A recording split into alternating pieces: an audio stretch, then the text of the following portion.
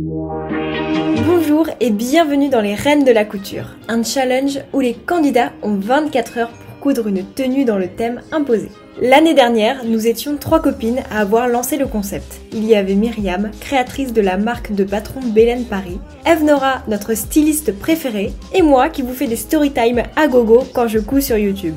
Comme l'émission vous a beaucoup plu et qu'on a reçu des centaines de messages, on se retrouve un an plus tard pour la saison 2. Cette fois-ci, nous sommes toutes les 3 dans le jury et on va suivre 5 candidats. Oui, 5. Ça veut dire qu'il y aura 5 épisodes des Reines de la couture. Vous êtes contents, hein? Au programme, du rire, du challenge, de l'entraide et beaucoup de couture. Pour l'occasion, les Coupons de Saint-Pierre nous ont accueillis dans leur boutique Modes et Travaux et nous ont laissé l'atelier des coupons. Ils nous ont fourni le tissu, la mercerie et les machines à volonté. De plus, ils ont été carrément aux petits soins. Alors encore une fois, merci beaucoup de nous soutenir dans ce projet. Aujourd'hui, c'est le 3e épisode. Avant de vous présenter le 3e candidat, on vous rappelle le thème. Alors, on vous laisse deviner le thème. 3, 2, 1. Emily Paris. Ouais. La semaine dernière, c'est Tabali qui nous a montré ses talents de couturier.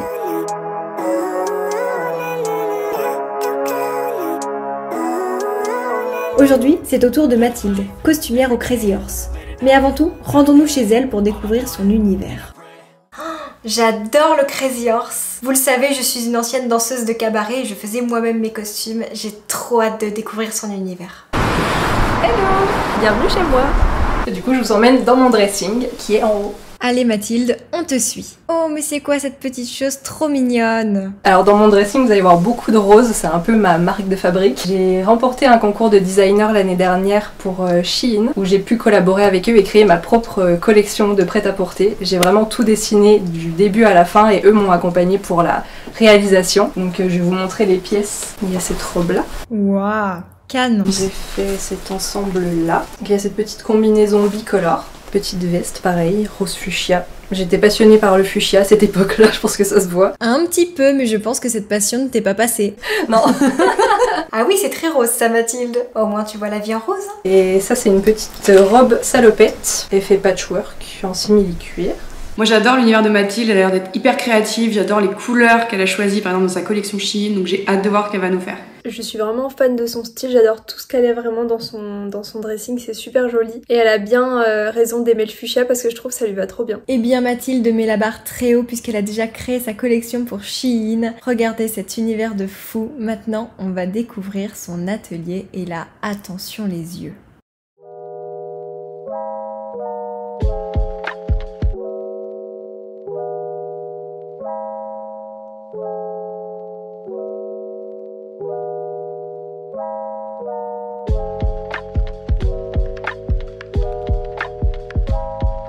Je pense que c'est vraiment une adversaire redoutable Mathilde parce qu'en plus d'avoir du coup ces facilités en couture et ce niveau en couture, elle a vraiment une âme de styliste et elle dessine très bien et je pense qu'elle a un imaginaire très créatif. Faut savoir que c'est la première fois que j'ai un atelier aussi énorme, je sais que j'ai énormément de chance d'avoir ça.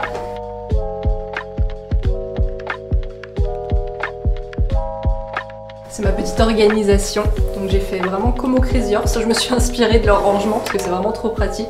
Alors Mathilde, raconte-nous ton parcours. J'ai commencé avec un BEP métier de la mode et des industries connexes, ça s'appelait, où j'ai appris vraiment la couture sous tous ses angles sur des machines industrielles. Et ensuite j'ai fait un DTMS, c'est un diplôme des métiers des techniciens du spectacle, pour devenir en fait costumière. Donc j'ai appris l'histoire du costume, le dessin, réaliser des costumes d'époque aussi. Et travailler dans la mode, c'est un rêve de petite fille Mathilde? Bah oui, c'est vraiment quelque chose de naturel en fait depuis toute petite.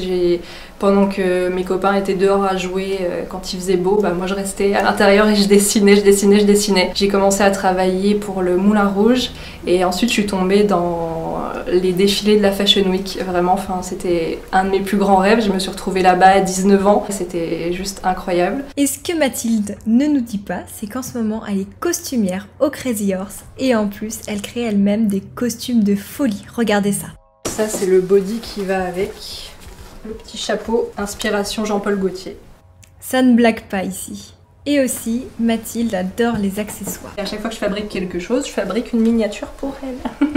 Ouais. Eh bah t'es belle là. Mathilde, c'est le coup de cœur absolu. Et on peut le dire, les autres candidats vont avoir du fil à retordre.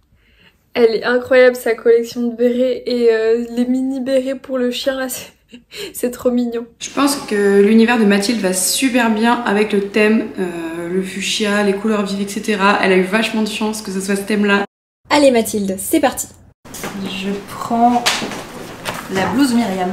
Allez, dis-nous en plus, on veut savoir. Je vais l'utiliser principalement pour le haut, pour faire des manches bouffantes. J'ai une idée de quelque chose de très bouffant et très évasé, très léger. Et je voudrais la transformer en robe, en faisant vraiment une robe très bouffante comme on voit beaucoup en ce moment sur les réseaux sociaux. Et ça fait longtemps que je voulais faire une robe comme ça, donc je vais en profiter. Comme ça, elle pourrait être dans mon dressing après. J'ai un petit peu du mal à imaginer comme ça ce qu'elle compte faire, mais je lui fais confiance. Je pense que Mathilde peut vraiment apporter de la folie à la compétition, vu les pièces qu'elle fabrique en simili-cuir et tout. J'ai hâte de voir, je pense qu'il y aura du level et elle va vraiment apporter une touche de peps, de couleurs, de folie, de choses un peu originales, j'ai trop hâte. Et que penses-tu du thème? Moi j'adore le thème, c'est complètement mon style, j'adore. Et je vais en profiter pour faire un béret parce que c'est ma marque de fabrique, j'en fais à chaque fois. On passe désormais au tissu et à la mercerie. Tu as 20 minutes Mathilde. Je suis à la recherche d'un tissu fluide. Et surtout coloré aussi. Il y a beaucoup de tissus, beaucoup trop de choix, beaucoup trop de belles choses. Waouh! C'est rose, ça brille, c'est tout ce que j'aime. Alors, qu'est-ce que t'as pris Mathilde? Trop de choses. Ça se précise, j'ai trouvé mon bonheur aussi dans le simili-cuir. Des tissus comme ça pour faire un petit béret en plus. Le béret, c'est une super idée dans le style Emily in Paris. La robe bouffante, franchement, j'ai envie de voir parce qu'elle a l'air de savoir exactement ce qu'elle va faire. Donc, je lui fais confiance et je pense que ça va être canon. On retrouve bien le dressing de Mathilde là. Ah ouais, les tissus sont magnifiques. Le rose là, j'adore. Mais peut-être difficile à travailler. 24 heures pour coudre une tenue, ça risque d'être un petit peu juste, ouais. Bon bah je pense qu'on s'y attendait. Il y a du rose et puis aussi il y a des carreaux. Il y a l'idée du béret aussi qu'on retrouve dans son dressing. Mathilde est en train de définir son choix. Elle peut maintenant s'attaquer à la mercerie. Ça a l'air pas mal. Je vais choisir un fil aussi pour aller avec ça. Alors Mathilde, satisfaite de ton choix? Je regrette déjà, je crois, d'avoir pris... Il y a d'autres tissus, j'ai trop flashé dessus et il y avait trop de choix de toute façon. Ne t'en fais pas Mathilde, je suis sûre que tu as fait le bon choix. Mathilde a choisi un tissu quand même assez compliqué à coudre, le simili-cuir, mais vu ce qu'elle nous a montré dans ses pièces qu'elle avait déjà réalisées avant, des corsets, etc., dans ce genre de matière, je pense qu'elle va gérer, donc je m'inquiète pas pour elle. Alors Mathilde, tu es prête pour ce grand challenge? J'essaie de me familiariser avec la machine. Et tu lis bien le patron avant de commencer, on reconnaît la pro. Je reprends les mesures d'aujourd'hui, on sait jamais si ça a changé depuis. Je vais me lancer dans un 36, comme ça si je perds, c'est ta faute. Tu as entendu Julie, ce sera de ta faute si la robe de Mathilde ne sera pas à sa taille. Je vais essayer d'hacker le patron du crop top Myriam pour essayer de le faire encore plus extravagant et faire des manches encore plus bouffantes. Et mélanger en fait le patron du devant avec quelque chose que j'avais déjà fait chez moi sur mesure en fait pour avoir vraiment mes tailles et que ça corresponde parfaitement à ma poitrine et que ça tombe exactement au bon endroit. Je suis désolée mais je vais hacker ton patron. Oh là là, Julie derrière, elle est trop drôle. Ah ouais, c'est j'aime trop à ses patrons.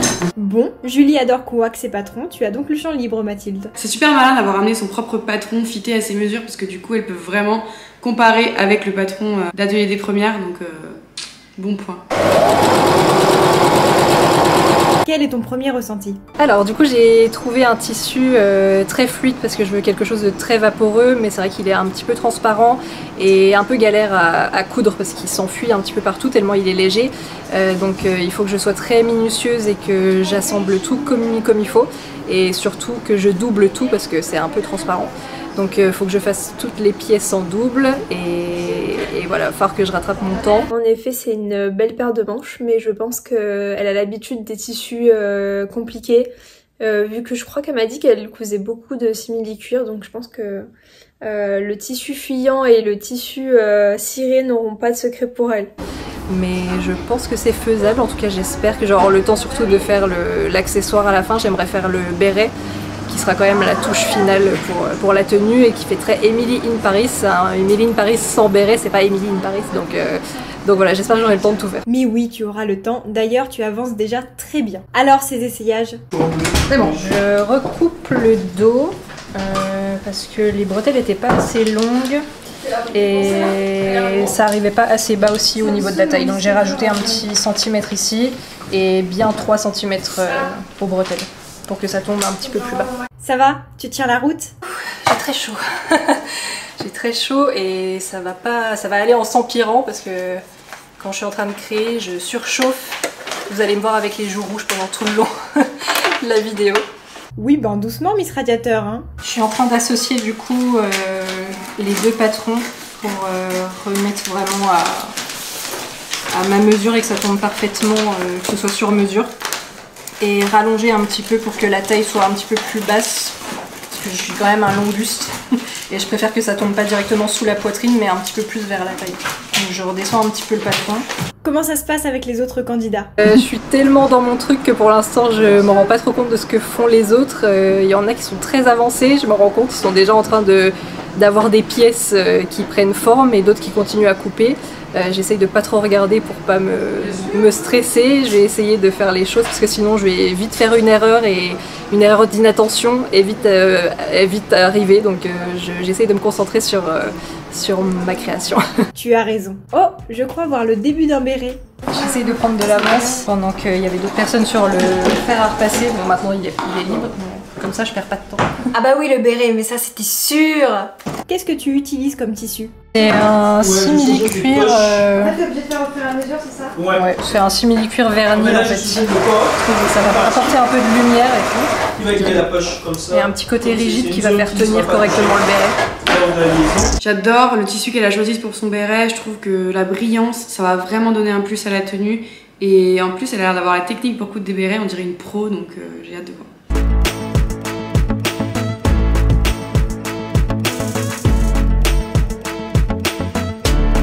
Je crois qu'on a une bêtise ici. J'étais tellement pressée de finir ma manche que je l'ai fermée alors que je devais passer un petit biais à l'intérieur pour faire passer l'élastique et que ce soit plus joli. Donc je préfère tout enlever et que ce soit beau plutôt que rajouter à l'arrache par-dessus. Du coup, je réouvre ma manche. Moi, je découpe beaucoup aussi. Les aléas de la couture, hein, on passe notre vie à découdre, c'est normal, donc c'est le jeu. C'est bon, tu as réussi à te rattraper? Du coup, je viens de coudre ma doublure. Donc c'est là le moment satisfaisant où normalement je peux retourner et c'est propre et c'est beau et normalement ça tombe bien.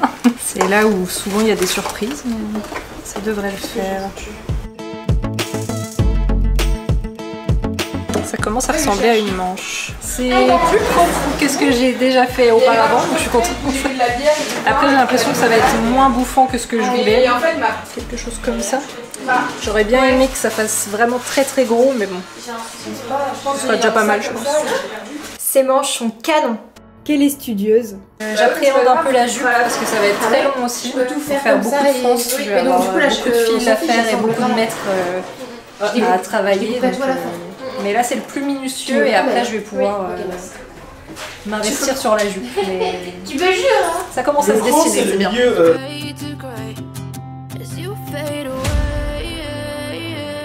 Je parle pas parce que j'ai peur de pas finir à temps. Du coup, j'essaye de gagner du temps en restant concentrée. Et une fois que j'aurai assez d'avance, je pourrai un peu me lâcher et dire 2-3 conneries et tout. Faut juste pas que je fasse. Ouais, c'est ça.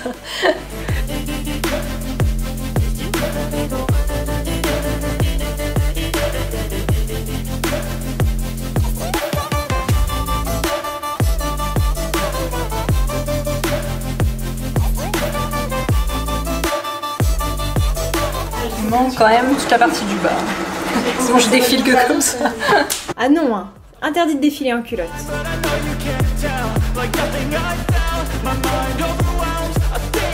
Du coup j'ai fait une petite bêtise parce que j'étais en train de faire mon ourlet et sans faire attention au raccord que j'avais fait, du coup le raccord se retrouve à l'extérieur. Mon ourlet est là et le raccord est à l'extérieur.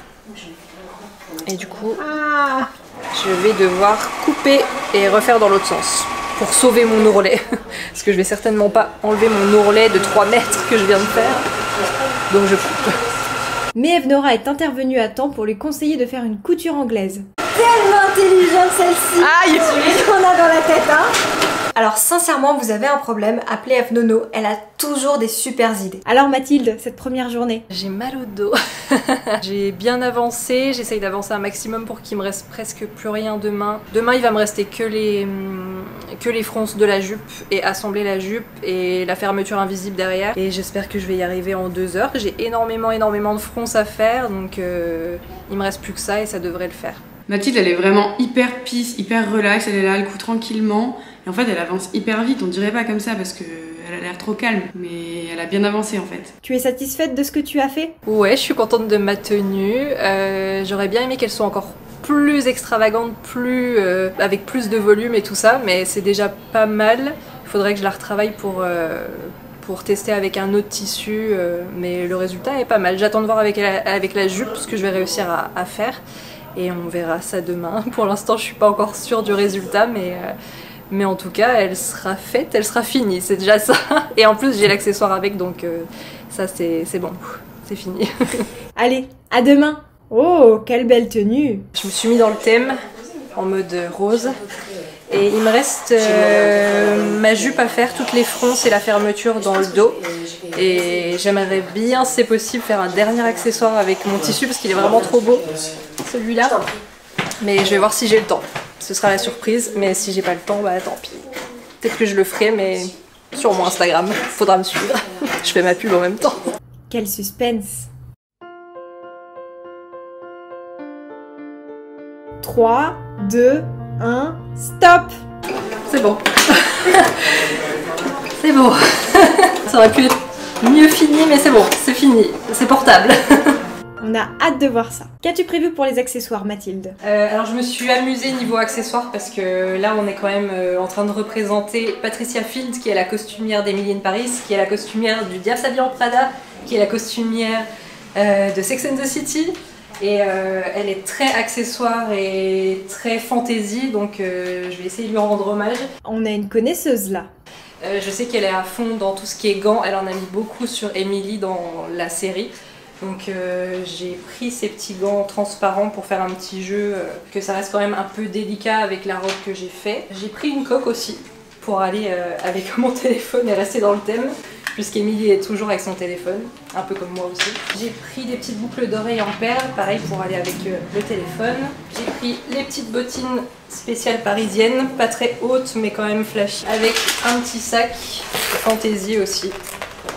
C'est toujours l'accessoire d'Emily, il faut toujours que ce soit un sac assez intéressant, avec une forme intéressante et je trouve que le petit cœur et les petites touches de doré, ça peut être sympa. J'ai pris du tulle aussi pour renforcer un petit peu mes manches bouffantes parce que j'ai un peu peur qu'elles soient trop plates. Ah ouais, il y a plein d'accessoires là. Bon, en même temps, ça m'étonne pas trop de Mathilde, mais j'ai hâte de voir le combo. J'adore l'idée du téléphone, je trouve que c'est vraiment avoir poussé le détail des accessoires jusqu'au bout et vraiment être inspiré de la série, donc vraiment...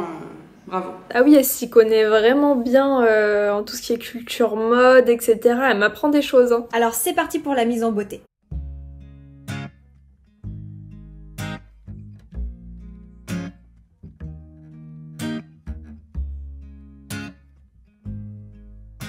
Tout le monde est installé, on a hâte de voir ce que tu nous as concocté. Yeah, I'm about to fade away, 'cause every time I wake up I feel like it's Monday. Something's going on.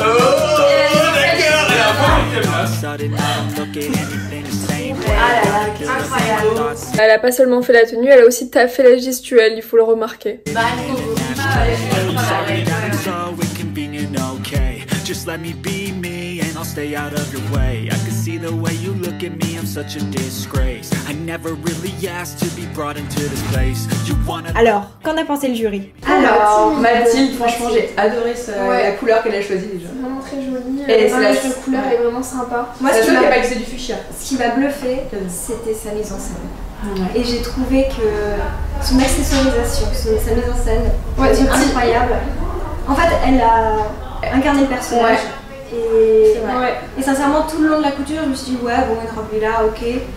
Mais en fait, le final, la robe était pas si... Enfin, au début, j'ai eu peur que ça soit simple. Quand je la... En voyant son style, je me suis dit, ah, c'est marrant comme choix, ça va être très classique. Et au final, elle a twisté le patron, je trouve, et ça lui a donné une forme baby doll hyper originale au final, alors que j'imaginais qu'elle allait être beaucoup plus classique que ça. Et d'ailleurs, tout le processus couture était vraiment très beau à voir. Je trouve qu'elle a une manière de travailler qui est belle à voir. Et les finitions tout le long sont parfaites. Ouais. Toutes les finitions étaient parfaites. Enfin... Allez. Et j'ai adoré le béret aussi. Ça, Bon, moi, c'est facile à compter. J'ai mis 20 sur 20. Moi, j'ai mis 19 sur 20. Moi j'ai mis 17. Moi je crois que c'est moi qui mets les notes les plus hautes. Ouais. Moi je m'emballe, mais j'aime tout le monde, c'est trop beau, c'est trop dur. Bah ouais, tout le monde. Magnifique. Et qu'en ont pensé les 4 autres candidats? Waouh, comment? En fait, nous on est tous partis sur le vêtement et tout. Elle a dit non, je fais mon propre accessoire. Je pense que c'était clairement la plus sérieuse. Elle avait la tête dans la machine toute la journée.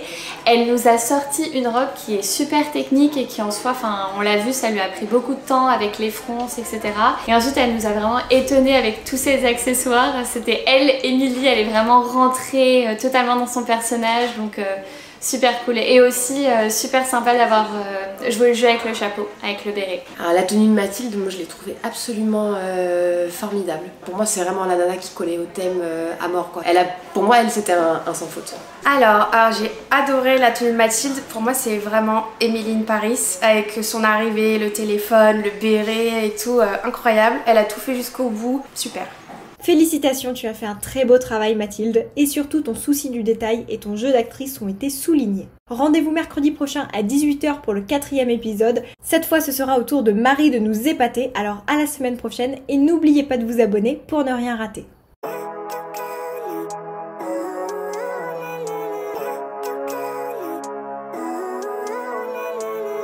Living life, every day, late at night.